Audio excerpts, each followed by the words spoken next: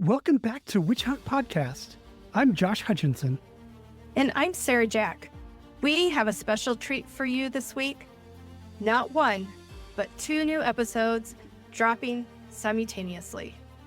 That's right. Today marks the return of Professor Richard Raiswell of the University of Prince Edward Island, who previously joined us for our fascinating Speak of the Devil episode. He's an expert in medieval lore, bringing years of scholarly research to our discussion, including his work on the new book, The Rutledge History of the Devil in the Western Tradition. That's a good-looking book. It is. Don't you love this nice picture here? I do. For those of you who might have missed it, Speaking of the Devil was the episode where we explored Satan as one of history's most enduring and complex figures throughout medieval thought. In today's two-part special, Professor Raiswell takes us deeper into the dark intersection where demonology meets witch persecution. What was the critical relationship that developed between demons and witchcraft, specifically in the 15th century? A connection that would become the driving force behind the witch hunts. If you enjoyed our previous exploration of devil lore, these episodes are essential continued listening. Professor Raiswell helps us understand how theological concepts about Satan evolved into specific accusations and persecution mechanisms that devastated real communities. Both part 1 and part 2 are available right now wherever you get your podcasts. So settle in for a fascinating and chilling exploration of demonic beliefs times 2. Welcome back to Witch Hunt Podcast, Dr. Raiswell. Can you refresh our listeners with a little background on your expertise and work and tell us what we're going to be talking about today? Well, thanks very much for having me back and to talk more about the devil. Obviously, it's one of my favorite things.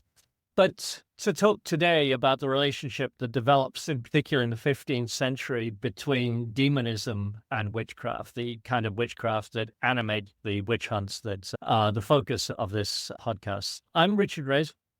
I'm professor of history at the University of Prince Edward Island in Eastern Canada. I published lots of stuff on aspects of the history of the devil, in particular in the Middle Ages and in the early modern period. Amongst the highlights are a collection of translations, which I did with a colleague, David Winter, from Brandon University in Canada, called The Medieval Devil, a Reader. And I've also got coming out a big 600-page Routledge History of the Devil, which is coming out in May. And that's with David Winter again and Michelle Brock from Washington Lee University in the U.S. So what's the connection between the devil and witches?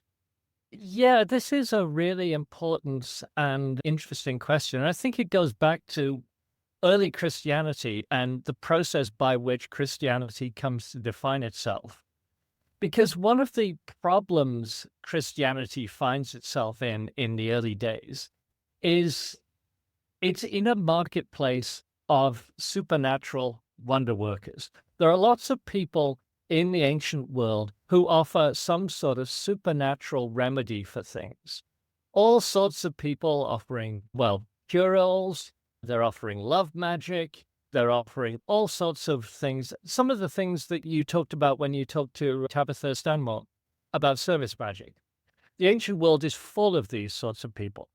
And of course, when Jesus shows up, his principal activity is wonder working. He's performing miracles all over the place. He's healing people. He's casting out demons. He brings the dead back to life. So Christianity finds itself in this sort of strange space where it's got to sort of define itself against this magical tradition. So what is it we do which is different from some of these other people? In fact, some of the early Christian critics actually think that Christianity is just another form of magic. I mean, the classic example of that comes from the book of Acts, where you've got the figure of Simon Magus, Simon the magician, who approaches the apostles and asks to buy the secrets of the magic that they're producing. Of course, the biblical story is that, no, this is not on. It doesn't work that way. But Simon's point, if you think about it from Simon's perspective, hey, these Christians are doing some very powerful magic. How do I do the same sort of thing? well, I will behave just like they did elsewhere, and I will purchase these secrets. So Christians need quite early on to differentiate themselves from magic. For them, their wonder working isn't something that you buy in the marketplace. It's proof of Christ's divinity, and it's proof of the power of their God. The problem is, Christians can't just say, this other stuff is rubbish. These people like Simon Magus are frauds. That's just not on. They can't say that because of a strange story, one of several, but this is the classic one, in the book of Exodus, Exodus 7 and 8, which describes what can only really be characterized as a wonder-working contest between Moses and his brother on one side and Pharaoh and his magicians on the other. I mean, the story goes on for a bit, but the key elements of that Pharaoh's magicians turn the staffs that they're holding into snakes. And in response to that, Moses and his brother do the same thing, exactly the same thing. I mean, in the story, the snakes that Moses and his brother conjure up go around and eat the ones Pharaoh's magicians have conjured up. And that's meant to signify that the magic of Moses is more powerful than the magic of Pharaoh. But what the story makes clear is that this magic works, right?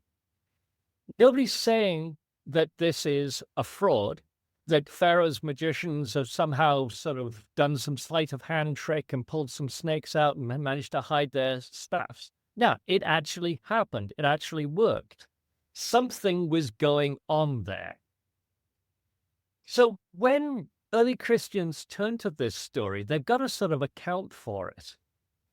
And what the argument comes to be is that Pharaoh's magicians, what they did was they conjured up demons. And as we talked about last time round when we were chatting, demons are natural creatures, but they've got certain powers which are beyond people. One of them is that they can move incredibly quickly. So the argument is that when Pharaoh's magicians did whatever hocus pocus they were doing, demons showed up, grabbed their staffs, split it off to, I don't know, the Sahara Desert or something, found some snakes, brought them back, and put them in the hands of Pharaoh's magicians. Perfectly natural process, bit strange, but a natural process, which explained how Pharaoh's magicians were able to do it. But what this means is that quite early on in the Christian tradition, there is a deep suspicion of this other wonder working. And they demonize it. They quite literally demonize it. They say it's only possible through commerce at some level with demons.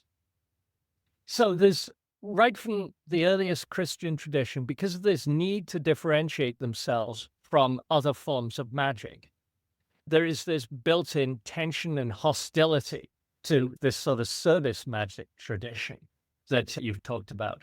And the flip side of that is the only safe and legitimate access to supernatural power that people have is through Christian rituals, Christian apparatus, Christian holy men. So Christianity tries to give itself a monopoly on wonder working, and in the process to differentiate themselves from these other traditions. We're not them. Our magic, our wonder working is safe and it's good and it's pure. The other stuff is demonic and dangerous. So don't use that. And can you tell us about service magic and attempting to manipulate or influencing the natural world? Yeah. So despite the Christian anxiety that I just described in the 2nd, 3rd, 4th century, 5th century, the Roman Empire is crumbling in the 4th, 5th century. Secular power is rolling back. And instead, the Germanic tribes begin to take over. And this is a much more illiterate period.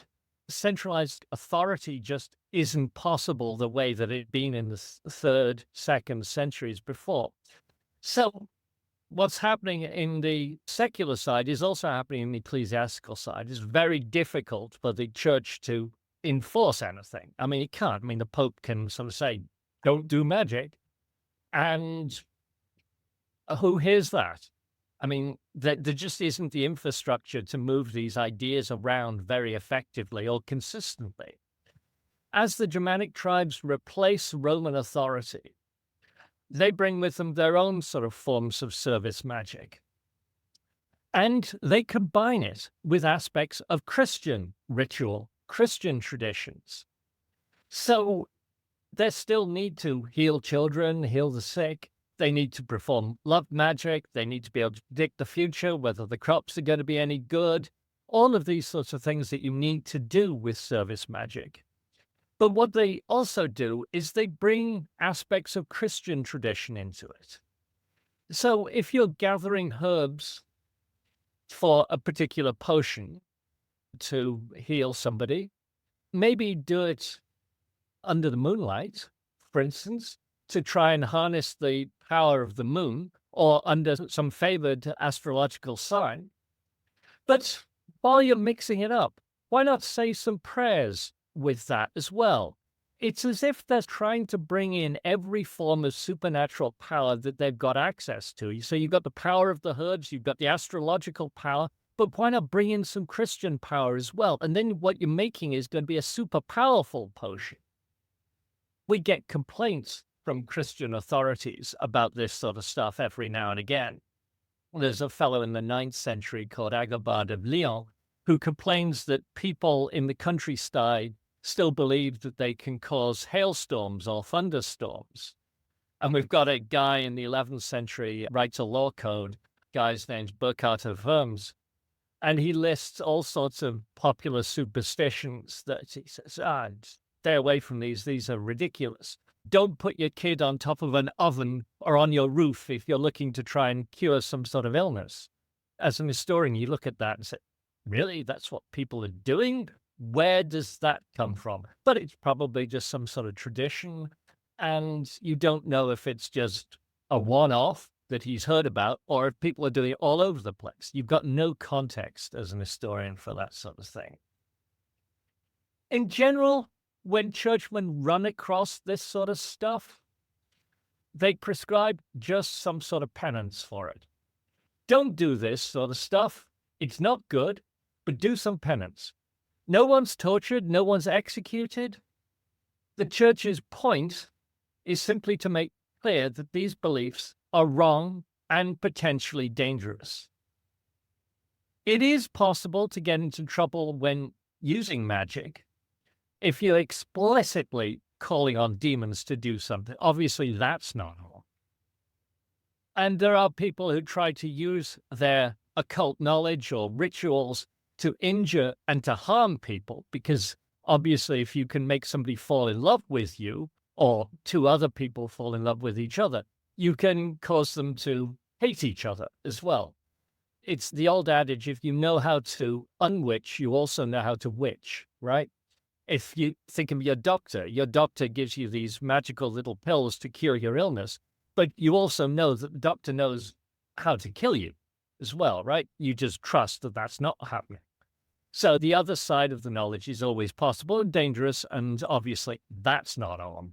It's an evil deed, or in the language of the time, in Latin, it's maleficium, which literally means an evil deed. So we have people trying to heal children, trying to get people to fall in love with each other, and even trying to harm their neighbors. But do we have classic witchy features like flying yet? No. And that's what's so interesting. In the course of all of these condemnations of magical practices that Burkhard of Worms mentions, he includes a copy of a canon from a church council. That's a ruling from a church council. And this is called episcopi. The term in Latin just means bishops. The canons get their name by virtue of the first couple of words in their title. So this one's addressed to bishops. Hey, bishops do this. So it's just known as episcopi. Burckhardt, when he's reproducing this, thinks that episcopacy comes from the 4th century. Modern scholars tend to think that it's probably 9th or 10th century. But there's no reason to think that Burckhardt would have known that. So he's not being deceptive or anything. He's just doing the best he can. Episcopacy says that there are some women who believe that on certain nights they are summoned by the Roman goddess Diana. And they come to her in the spirit and they ride out with the goddess on the backs of beasts. They travel through the air huge distances through the night sky. This sounds like the idea of flying witches, and it seems to be based upon some sort of belief of rural people. We really don't have very much evidence for it, but Burckhardt points this out based upon reproducing a canon from an earlier period. But what Episcopacy says, which is so interesting, is it says that these women, in believing that they fly out with Diana at night, are deceived by the devil. They may think that they are flying through the air, but this is actually an illusion planted in their minds. It doesn't happen. What's more, the canon goes on to say that anybody who believes that this does happen is, in the language of the canon, beyond doubt an infidel. Obviously, this is meant to be a criticism of the women who think that they're engaged in night flight. But the idea of women flying huge distances to worship the devil will become an absolutely central feature of witch belief 500 years down the road. And this is going to be a real problem for authors like those who wrote the Malleus Maleficarum, which we'll be talking about in a little while. Church law says this is impossible. It can't happen. So it painted a fairly tolerant view of magic here in the early Middle Ages. It's practical stuff, and it reflects the needs of people at the time to try and exercise some sort of control over the world in which they live in. That sort of service magic area. But there's a few things that are not permitted. Commerce with demons are not permitted, and the idea of night flying is just not on. Do we have any people from the early Middle Ages who are described as witches? Yes. The first account we've got of a female witch who seems to have enlisted the devil to work some sort of magic comes from the early 12th century. It's in a work attributed to an English monk called William of Malmesbury. He dies in 1143. And he describes this story as a portent from hell. The story concerns a woman who lives in the town of Berkeley. In English, it's spelled Berkeley, but in English, it's pronounced Berkeley.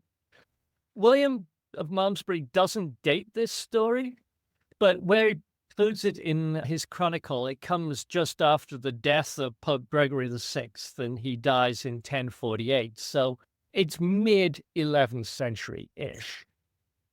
He says that he heard this from a reliable source.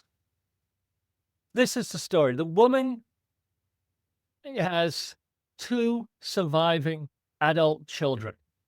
One's now a monk, the other one's a nun. She lives alone. There's no mention of a husband, any male relative, or anything like that. She's older. She's probably in her 40s, maybe 50s, that sort of age. And she's clearly a solitary figure. And she has, of all things, a pet raven. We're told in the story that she's accustomed to using demons to work sorcery. But it isn't really clear what she used to do with it. The text just says that she used sorcery to fuel her greed and her lust. But she's very, very poor. She's alone. And obviously, she's not conjuring up piles of wealth or anything like that. You'd think she could do a bit better for herself if she was doing that. But nevertheless, the story goes on. The raven tells her one day that she's about to die. So she calls her kids, the monk and the nun, and she admits to them that she's practiced the demonic arts for much of her life. But she hoped that the piety of her two children would maybe benefit her soul, so she could still be saved, perhaps. And what she tells them is, she says, when I die, sew my body into the skin of a deer, then put that into a stone coffin, seal the coffin with lead, bind it with iron chains. Then she says to the kids, arrange for a chorus of monks to sing psalms and say masses for her for 50 days and nights afterwards. And if demons are not able to take her body away after 3 days, then the kids get to bury it. So the kids do all of this for dear old mum. Monks sing away, and through the first 2 nights, demons try to break in and take her body away, but they can't get past all the chains and the seal and so on. But on the 3rd day, the story goes, a huge demon smashed his way into the church where her body was, called to the woman in the tomb, telling her to get up. The demon breaks the chains and drags the woman off on a black horse covered with iron spikes. And her wretched cries apparently could be heard for 4 miles as they rode away. That's it. That's the story. Well, there's a couple of important features here that we need to think about for what comes down the road. First of all, this woman's a loner. When the witch hunts pick up, they envision a vast, demon-inspired conspiracy of witches. That's not here. That's absolutely not here. There's no suggestion also that she's made a pact with the devil or demon. She just seems to be using illicit magic. But she's also not doing anything to harm anybody else. The only person who's injured by her actions is her. She's not harming anybody else. She's not trying to injure people. She's just done some stupid things and is going to have to pay for it herself. Yeah. So it's quite a different story to some of the diagnostic features that we see by the later 15th and into the 16th century. And in fact, it's quite possible that this anecdote is set up as sort of a teaching tool in William's account of it. This is the sort of thing you shouldn't do. By this point, we're just beginning to get preachers wandering around, and they need good stories, right? You can't just waffle on about this, that, and the other thing. Otherwise, you're going to be hit by every piece of rotting vegetables around. You need a good story. And this is a good story. This will keep people interested. You tell them a good story and then get into the morality of it, and they'll take that away. So maybe this is just a preaching story. We don't know. That's the story. That's the context. That's all we've got. But there's a couple of other stories similar to this in William of Malmesbury.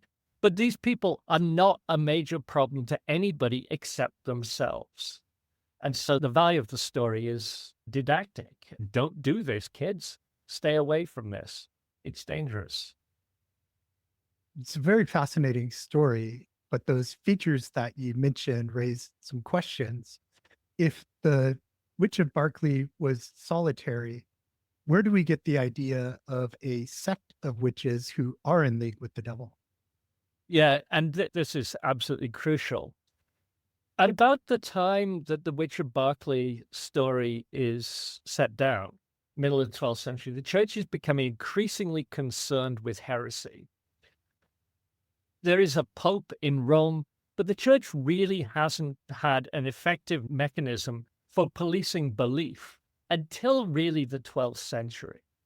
In the 12th century, they begin to get interested in what some ordinary people believe. And in fact, there are various heresies that begin to spring up, particularly in the south of France, that seem to be postulating even the possibility of a rival church. This is the Cathar heresy.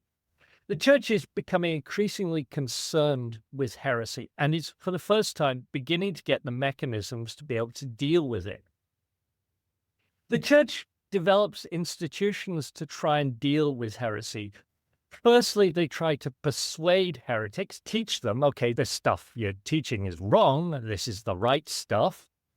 But then they become more concerned about rooting it out. And in the year 1183, the Pope sets up the Inquisition. At this early stage, the Inquisition is really comparatively mild. It requires every bishop, so a bishop oversees a diocese, he's responsible for everything that's happening in the diocese. It requires each bishop to go and visit all of the parishes in his diocese in which heresy has been reported. He has to do that twice a year. He goes into the diocese, he summons some learned men, some men of integrity. He said, do you know of any heretics here? And if any heretics are identified, they're handed over to the secular authorities for punishment. And if there aren't any, he goes home.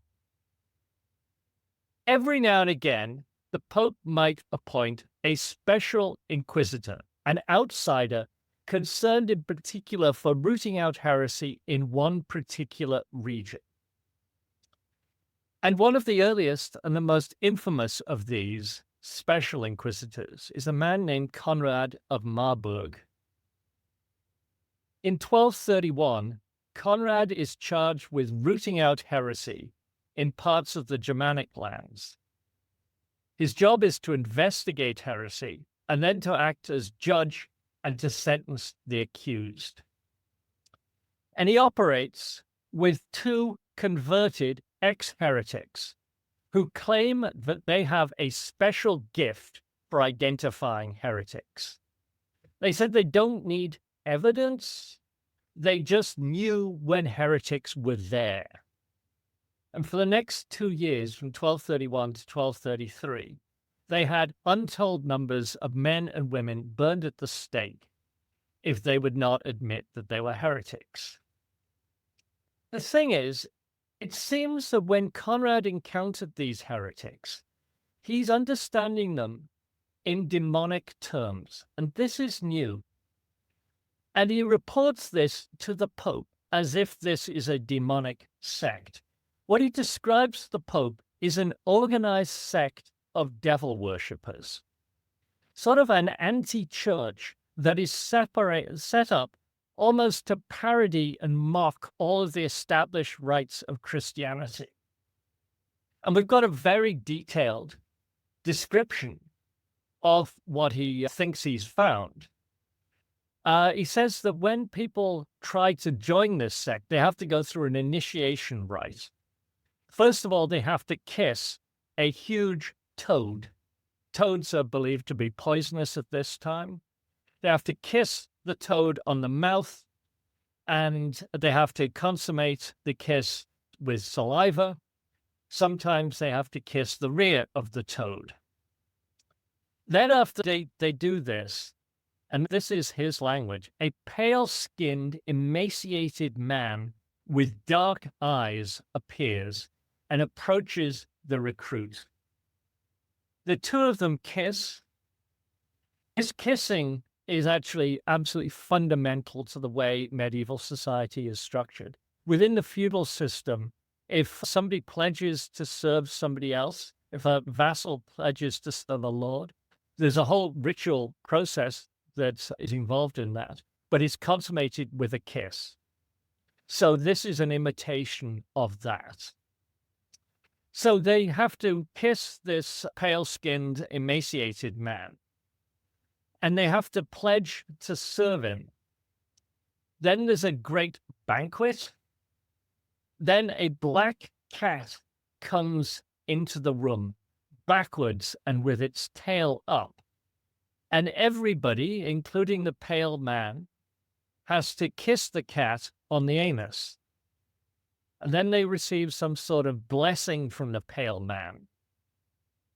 Candles are then blown out, and according to the letter that describes Conrad's sect, then begins the filthiest lechery, including homosexual incestual sex and women giving themselves over, it says, to anal sex as well. And then things get strange.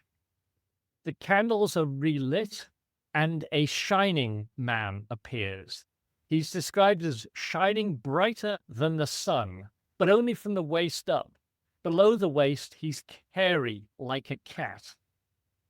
And the recruit and the shining man exchange tokens.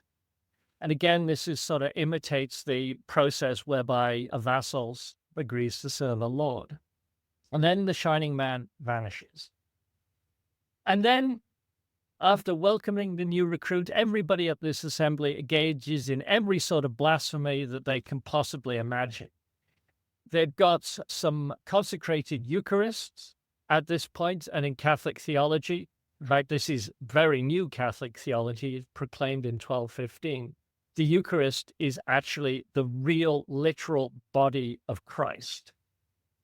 It's not a metaphor, it's not symbolic, it is the real body of Christ. It's transformed from bread into the body of Christ through the Mass. And that doctrine's proclaimed in 1215. So Conrad is only 15, 20 years after that becomes official doctrine. Anyway, at this ceremony, they describe all sorts of outrages that they perpetrate on the consecrated Eucharist. When they receive the Eucharist in church, they keep it in their mouth. They don't swallow it. So they don't actually incorporate the body of Christ into their own body. Instead, they take it back for this ritual and they spit it into the latrine. And then they proclaim that Lucifer was the creator of everything. So what he thinks he's discovered, or what he says he's discovered, actually ticks every blasphemous box that he can possibly imagine. He tells the Pope this, and the Pope writes back a letter saying, you better deal with this, Conrad. And that's how we know what Conrad's complaining about is from the Pope's letter. And the Pope says that back in the good old days, in the book of Exodus, Moses slaughtered 23,000 idolaters in a single day. We need to have a champion like that now. Somebody that ruthless to deal with these sorts of levels of abomination. Obviously, that doesn't happen. Conrad is murdered just a couple of weeks after this letter was sent out. And the people who replace him just quietly let it all disappear. But Conrad's report is important because it contains many of the tropes which will go on to feature in full-fledged witchcraft theory as it develops in the 15th and into the 16th century. It's a secret sect that operates among us. If you read between the lines of Conrad's ideas, these people look like you and me. They go to church. They participate in the sacrament. They just don't swallow it. You don't know that. So this could be your neighbors we're talking about. That's very worrying. And it's an inversion of Christianity as well. It's an inversion of Christian rituals. It's an inversion of social conventions as well. It's this anti-feudalism, this anti-relationship between a lord and a vassal. And it also seems to involve this shining man who's probably meant to be the devil. 2 Corinthians 11:14 says that Satan can transform himself into an angel of light. Well, maybe that's the shining man. I mean, the text does not say that explicitly, but that seems to be a possible interpretation. Where do things go from there? How do they change in the 15th century? Yeah, so they begin to change in the 15th century in some quite significant ways. We've got reports from a judge named Peter of Bern. Now, he's not a churchman. He's a secular judge. And Peter is operating in the mountainous region around the city of Bern in modern Switzerland. And this is quite important because much of the early accusations of witchcraft seem to come from the northern side of the Alps, spanning an area from Lyon in the west across to pretty much Innsbruck in modern Austria in the east. So they're coming from places which are more isolated. They're going to be off the mainstream trade routes. These are places people don't visit that much. Anyway, Peter is active in that sort of region. He's not an idiot. He's a judge, so he's been formally trained. He's got a legal education. A problem with Peter of Bern is that he's left us no records. What we know of Peter of Bern actually comes secondhand from a theologian called Johannes Nieder, who writes a book called the Formicarius, which he finishes writing in about 1438. Formicarius means anthill. It's not actually a witch hunting text. It's a text about church reform, but the final bit of it seems to deal with many of these cases that Peter of Bern is suggesting. So we know about Peter through Nieder. And according to Nieder, Peter prosecuted one witch who told him that there were various other witches in the region who had recently killed and eaten 13 infants in the region. She confessed that these witches secretly kill infants when they're lying asleep in bed with their parents. And parents think that they've smothered the child, that they've just rolled over on them. But actually, in actual fact, witches have killed the kid. After that, the witches dig up the bodies of the infants once they've been buried. And then they boil up the corpses until the bones separate from the flesh. They remove the bones, and then they create some sort of, I don't know, it's hard to come up with appropriate language for this, but stock, some sort of stock from the flesh and the fat of these infants. And they use this liquid in some of their ceremonies and in their magic. Nieder also says that Peter arrested a husband and wife team of witches at one point, and he separated them. He put them in separate cells. The wife refused to say absolutely anything, but the husband confessed that he'd been a member of a secret sect of witches. And he described the initiation process, whereby he had to do homage to a demon. And after that, this male witch drank some of the boiled baby stock. And when he did, apparently, he knew all of the secrets of witchcraft. It's really difficult to know what to make of this, because elsewhere in Nieder's text, he describes some more mundane style of witches who seem to be just guilty of practicing service magic or that darker side of service magic. If you can find lost items, if you can find lost grain or something like that, you can also probably work up some sort of magic to steal grain. If you can cause fine weather, you can cause bad weather. So he seems to have people who are these sort of witches that he's describing, but also people who are just doing this nastier sort of fairly ordinary magic. People who are not part of a sect. They just do it because they want to, or they've got the power to, or they're trying to enrich themselves in some sort of way. So it's not clear why we've got two sorts of witches described in Peter of Bern. But it's clear that things are beginning to change with Peter of Bern. Peter of Bern is finding people who seem to be confessing to more extreme ideas of witchcraft.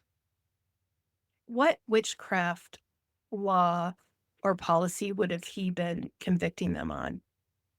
There isn't a witchcraft law. This is assault, technically. The law, secular law, Peter is a secular judge, so he's not working through church courts.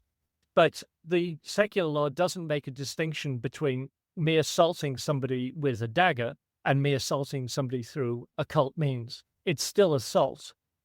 Slightly more, well, quite a lot more difficult to prove that I assaulted you through supernatural means rather than assaulting you after drinking too much and in a pub fight. With this being an era before printing, how do ideas spread from these isolated parts of the foothills of the Alps? Yeah, this is a really interesting thing because the short answer is we don't know for sure. But what does happen is that between 1431 and 1439, there is a large church council in the city of Basel in modern Switzerland. It's on the north side of the Alps, in that region that we've just been describing, where things are beginning to happen. And Basel is only about 100 kilometers from Bern, so it's about 4 days' ride from the city of Bern. But what's happening is all of the major churchmen of the day are coming to the city of Basel to talk about church reform. And the council has a lot on its plate. But one of the things which absolutely was not on their plate was witchcraft. But what scholars are thinking happened is that during the breaks between the sessions, the churchmen are mingling. If they'd had coffee at this time, during the coffee breaks, they would have been discussing the sorts of things that they're hearing are happening. And we think that these sort of ideas are circulating amongst all of these churchmen. And then, of course, when they go home, they're also thinking about these ideas and maybe looking for them when they start investigating problems in those sessions, when they encounter heretics in their regions.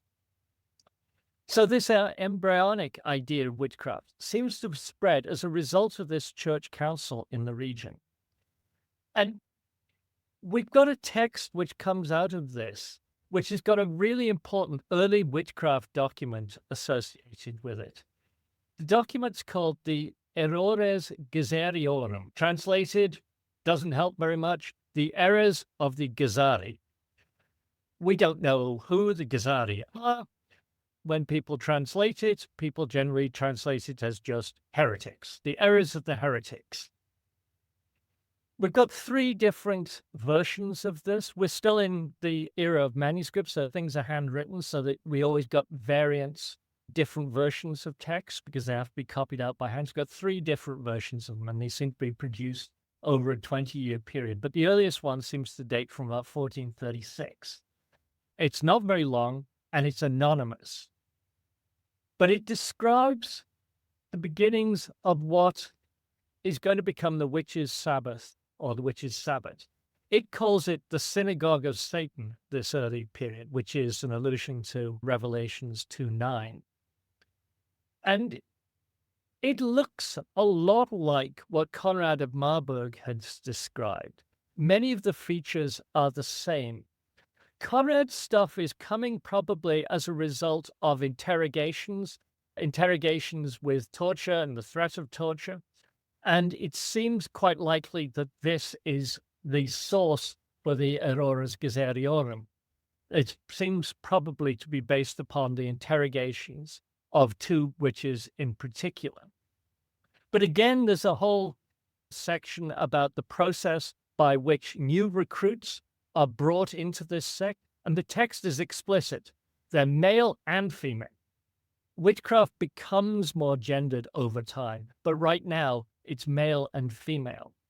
Talks about the need for an oath of loyalty for the recruit. They do homage, this time directly to the devil, who they kiss on the posterior. The devil sometimes also appears in the form of a black cat, sometimes in human form. There's another big banquet where they feast on every sort of stretch dish, including roasted and or boiled infants.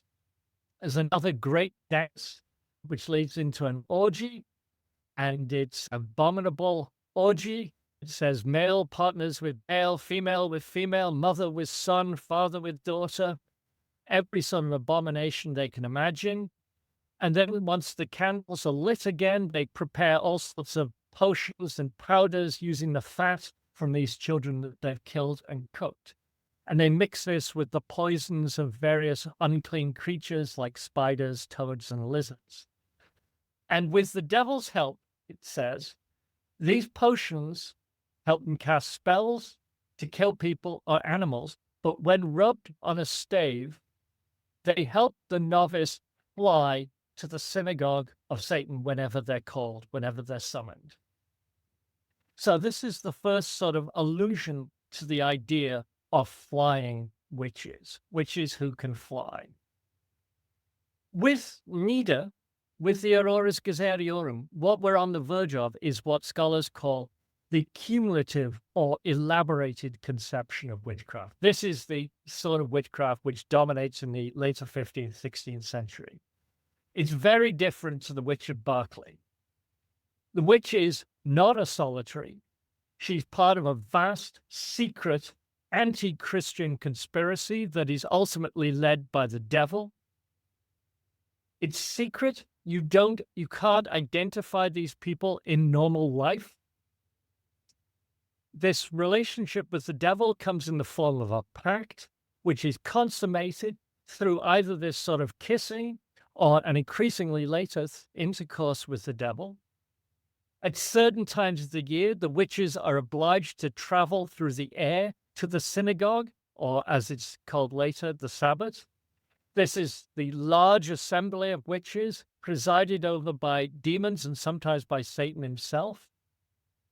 And at the Sabbath as well, they share all of their latest malice and all of their sorts of potions and powders and ointments that they use to work evil deeds. Thank you so much for joining us today.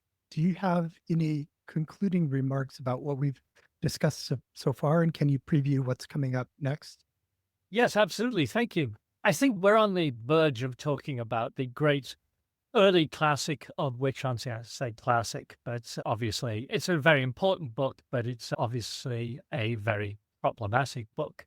So we're on the cusp here of talking about the Malleus Maleficarum. The Malleus Maleficarum is the first great witch hunting manual. But the thing which is so important about it is when it appears, because it appears just after the coming of printing.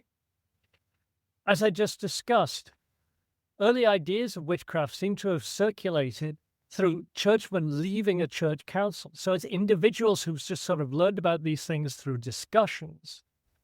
But with printing, what you've got is a book which circulates in hundreds, thousands of copies across all of Europe. And one of the things which we often forget as well is that Latin is the intellectual language for all of Europe. It doesn't matter where you are, France, the Germanic lands, Spain, England. If you've got people who are university educated, they can read this book. So these ideas that have formulated in this area around the Northern Alps spread with the Malleus. And the Malleus is associated with the dissemination of this elaborated conception of witchcraft, which becomes so very important through the period of the high witch hunts in the second half of the 16th and into the 17th century.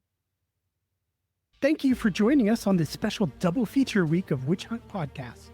You just heard part 1, but part 2 of this special conversation with Dr. Raiswell is available right now. Both part 1 and part 2 are available right now wherever you get your podcasts. So let's go rejoin Professor Raiswell on part 2. Have a great today and a beautiful tomorrow. The Salem witch trials resulted in witchcraft accusations against more than 150 people and the executions of 20. So what went wrong? We explore this and other facets of the witch hunt in our new podcast, The Thing About Salem, premiering June 1st. The Thing About Salem offers bite-sized episodes in both video and audio formats that you can enjoy in 15 minutes or less. I'm Josh Hutchinson. I'm Sarah Jack. Our ancestors experienced the Salem witch trials. And here's a little taste of what you can expect from The Thing About Salem. Possibly Dr. William Griggs decides that the girls, they're not sick in a natural way. They're under an evil hand. Just like that one, Sarah. So what does it mean that they're under an evil hand? The devil has come to Salem. The devil's in Salem. Each week, The Thing About Salem brings you information on a thing from the witch trials. Episodes will stream on YouTube and all podcast platforms. To get ready, find us at aboutsalem.com. Be sure to join us for episode 1 on June 1st.